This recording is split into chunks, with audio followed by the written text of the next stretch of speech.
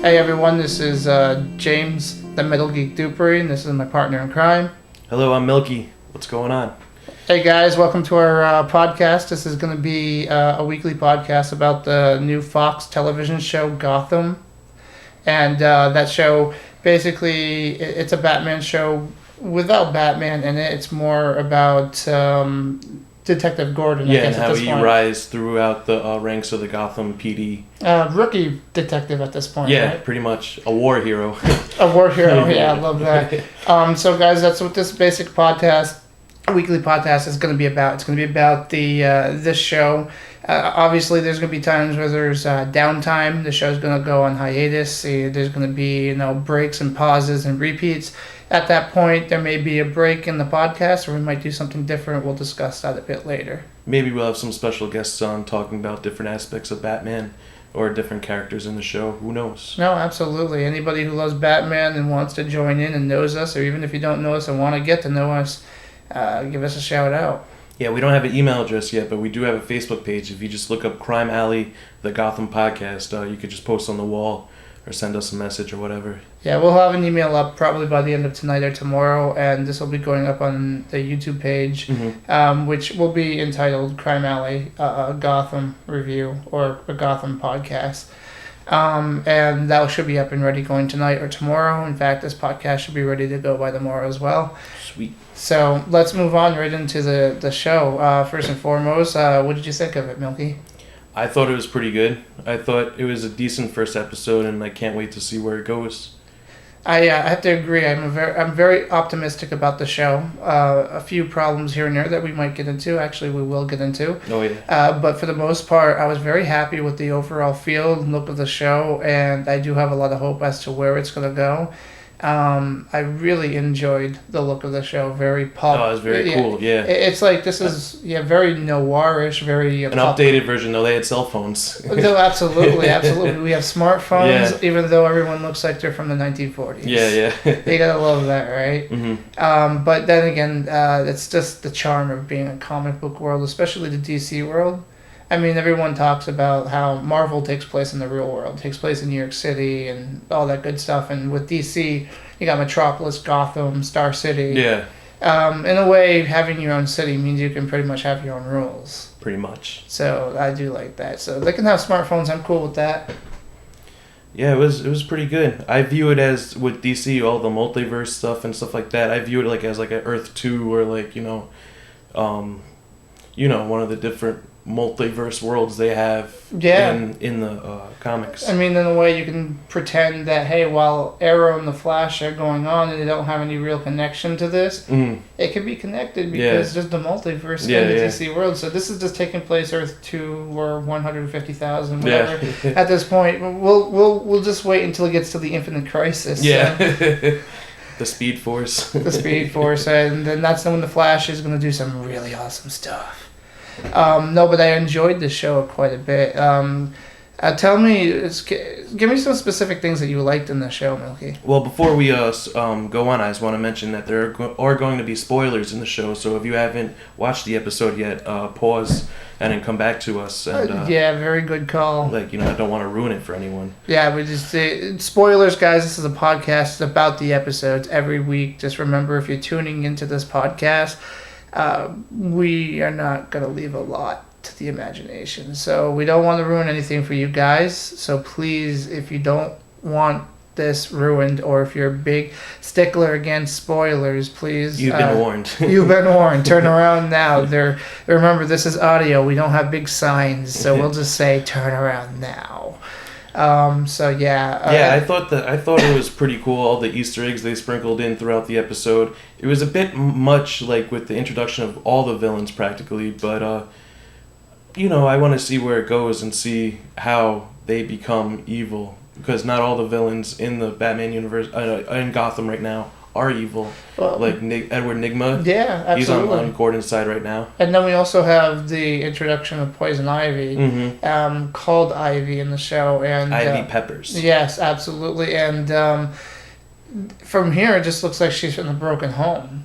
Yeah, and starting that bond to hate the police and have, a little rebellion. A little bit, yes. We did see a little bit of that in this episode.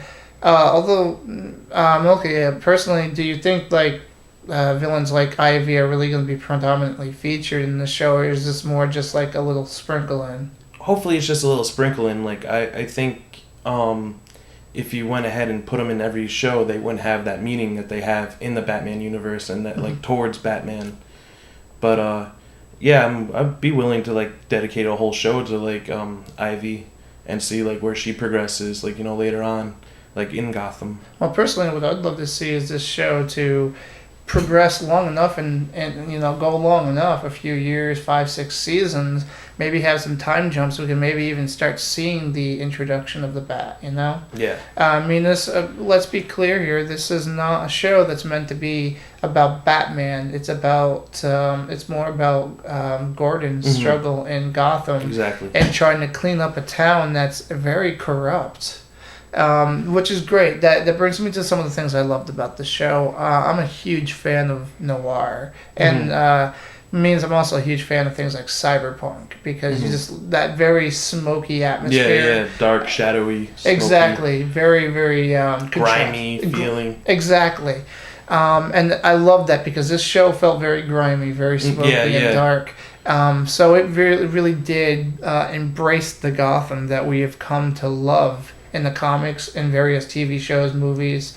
In some respects, it was probably even more Gotham than, say, like The Dark Knight and The Dark Knight Rises, which looked more just like, Chicago. Which is Chicago, where it was shot. New York. Yeah. But in all respects, they did a great job with the atmosphere. I love the 40s noir feel again. It does have the smartphones, but we still have the feel. Some of the things I didn't care so much about is I really felt like a lot of the villains were being put in there just to try to assure people that this is a Batman show. It's like, oh, guys, look, we don't have Batman in the show, but look, all these villains, it's a Batman show. It's a Batman show. We don't need that. We could tell it's a Batman show without the help of all those villains. Not to say that I don't want to see them, but, I think it would have been cool if, by episode 7, we had maybe gotten all these villains. Yeah, exactly. But episode 1, we had Ivy, Nigma, we had the Penguin, we had Fish Moody, we had sprinkling. The Butcher, Falcone. Exactly. We also have touches on possibly the Joker. Maybe with that comedian. Possibly, but that's just a speculation, guys. But there was just too many villains being crammed in, I think, for the sake of cramming them in.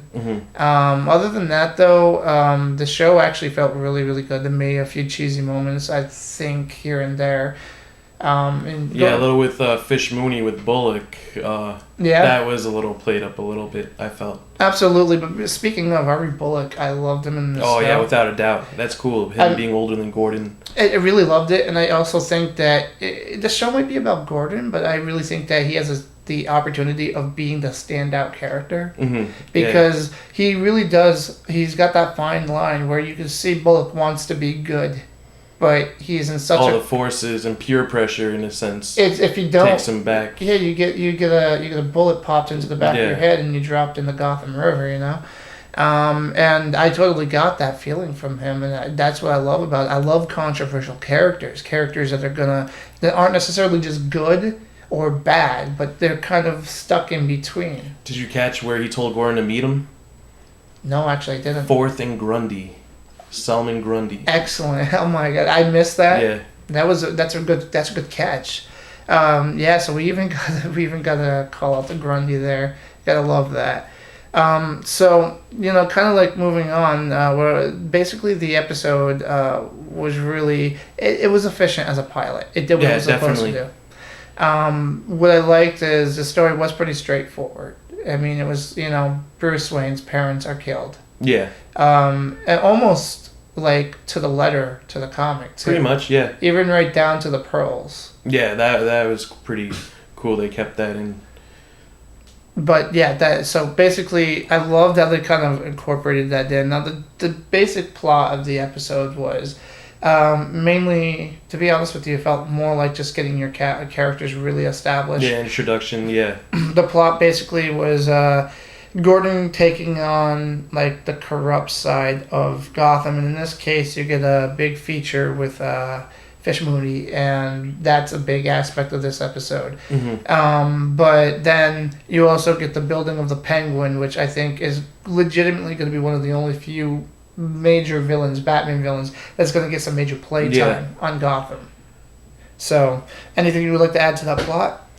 Not really. It felt really good. It felt like a comic book story, like it was like all there from the comics and Batman mythos. I thought it was kind of cool that you think Gordon and Bullock had finally found the killer, but it turns out that Fish Mooney set them up and set up Mario Peppers, and that chase was kind of cool of him running through the rooftops, chasing Mario. I'm definitely gonna agree with you there. Again, you mentioned like before, like Ivy kind of like distrusting the cops and stuff, and that building up, and that's a great way to do it too. Because in this case, it wasn't have even it rooted within the character. Yeah, no pun intended with Ivy. No, but it could totally be punful. Yeah. So, but in any case, what's really great about that is it's not really the cops' fault. They got tricked. Yeah, the Peppers family got caught up with the mob and stuff like that, and just basically a product of their environment. Yeah, no, and Gotham doesn't produce the nicest people. Yeah, I'm sure it's pretty ugly. I'm sure there's a couple nice people in there somewhere. Yeah. But no, it is Gotham, so there's not, in all honesty, a lot to talk about with the plot in this one, because just largely, this is one of those pilot episodes that's trying to cram in like decades old, stories. I mean, Batman's been around forever. 75 years. 75 years is correct. I mean, you got Superman and then you've got Batman. Some people, you could argue which one's cooler, but in the end, it's just... Definitely Batman. It's Batman, okay? I know. For me, I'm a Superman guy, but Batman's right there next to him, and hey, Justice League wouldn't exist without either one. So. Yeah, exactly. So, I gotta say that, taking 75 years of history and trying to build it into a revisionist series without the main character. Well, he's there, but he's like 12. Well, without Batman, you got Bruce. Yeah, you do. Yeah. And then now, I mean, I think from what I could tell from this episode with the anger of Bruce, I really feel like he's a little prick. Oh, he's a bastard, man. I mean, seriously. But it's good. It's a good way. And Alfred being Australian, that's pretty badass. The way he like.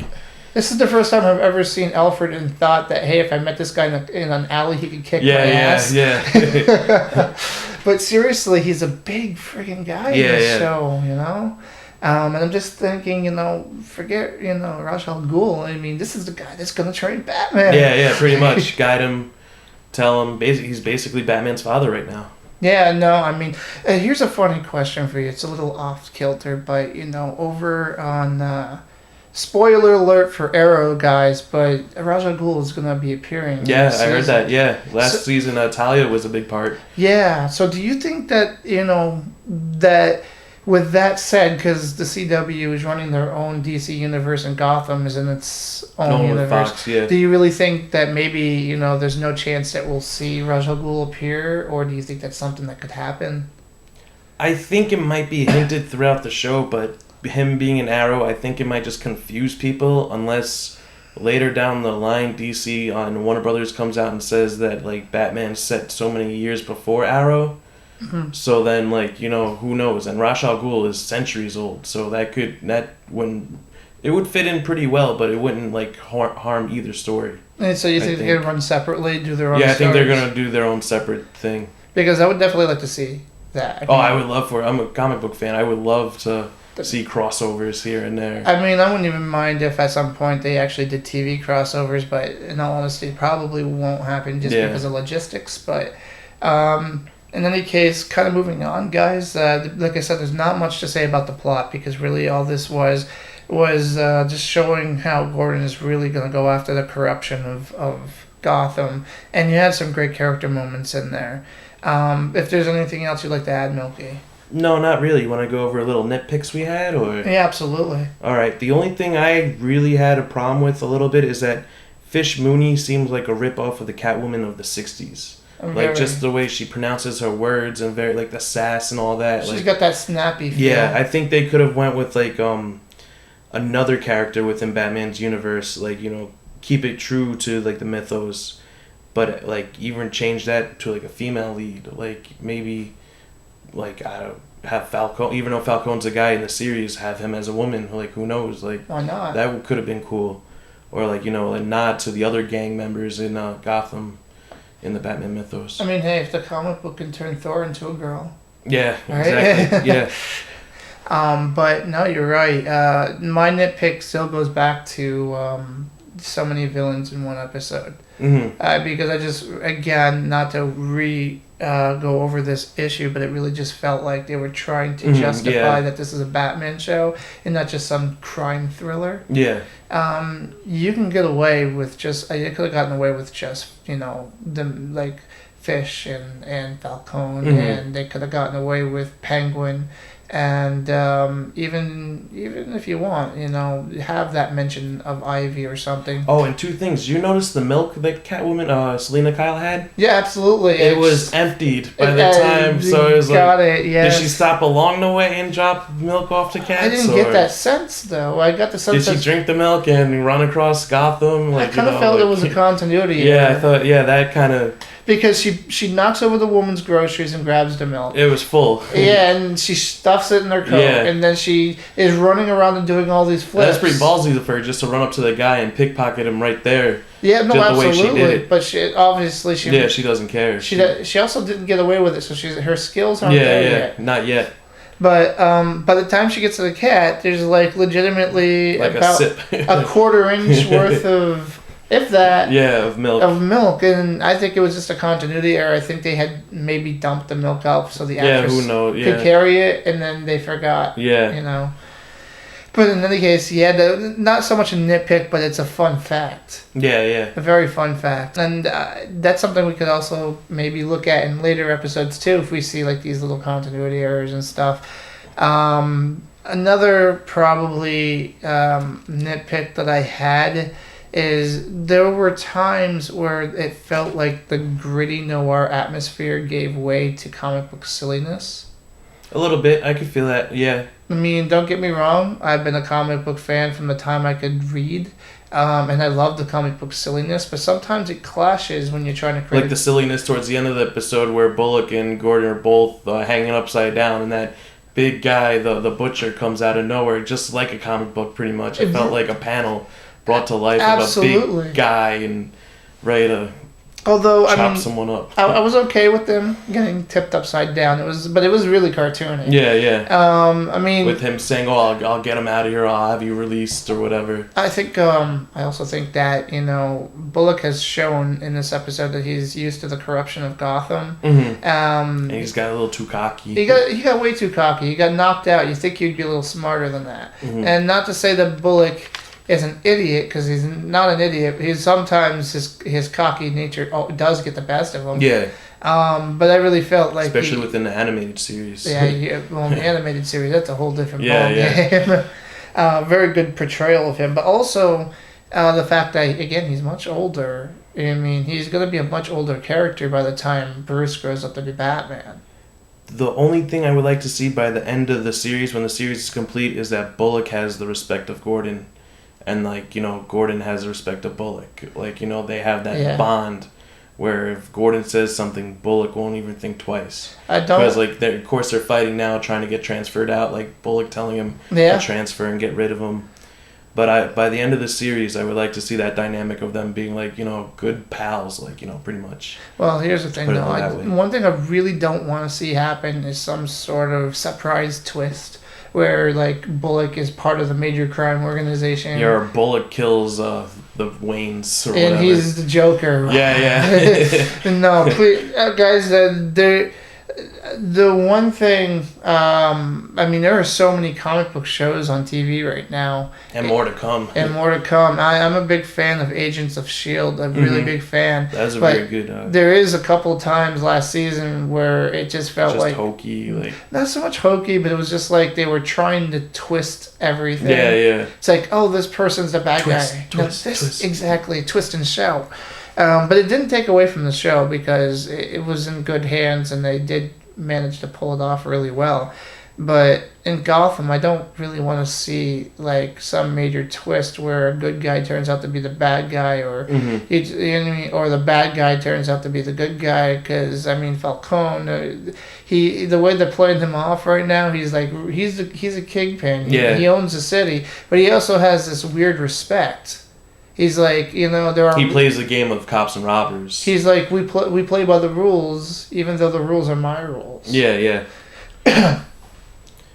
But yeah, so if you could pick out your standout character, who's it going to be? Right now it has to be Gordon.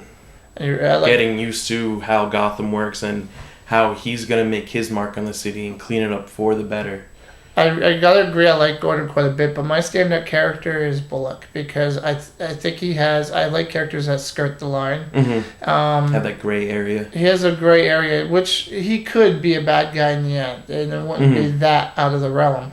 But he could also be a good guy, and that wouldn't be out of the realm either. Another thing that's I would love to see from the series is Alfred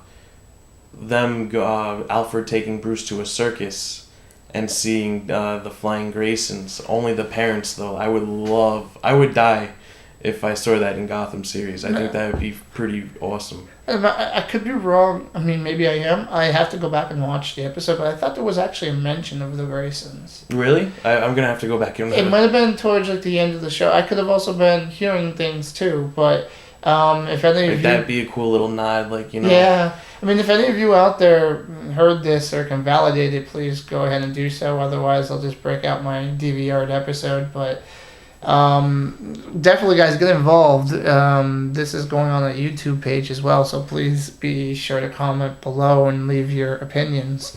With that said, I think we've actually spoken quite a bit about the episode, the characters, and even we've even got some speculations in there too. Now let's kind of get a little bit more grounded into something that's actually grounded, like some news and stuff like that. Now we do have a little bit of news. I'll start this off by saying, thankfully, guys, Gotham actually performed very well in the ratings, 8 million viewers. The next few episodes are where it's going to be telling, though, okay? This is where the show is going to either make or break, so we got to make sure that if you're a fan of the show, you continue watching. Milky, I know you got some news. Like any spoilers, stuff like that. Oh, no, not yet, besides what we talked about with the Easter eggs and stuff like that. Oh, okay. I don't have anything yet. I haven't been reading anything. That's okay. So the major news is, guys, then is going to be the fact that the show did very well in its debut. Yeah.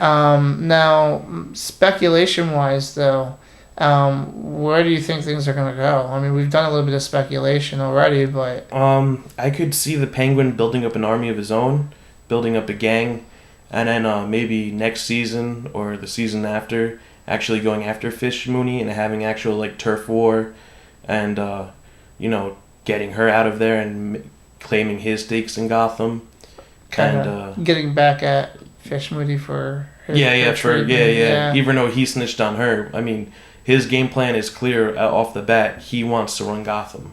Yeah, absolutely, and he also wants to do it by basically staying as completely under the radar as possible. Yeah. Which is very Penguin-like. Yeah. I mean, if he's going to do something, he's going to do it upright and under. Now, that's the other thing. Pedaling backwards just a little bit. The Penguin in this series is more the dark, twisted Penguin. Yeah.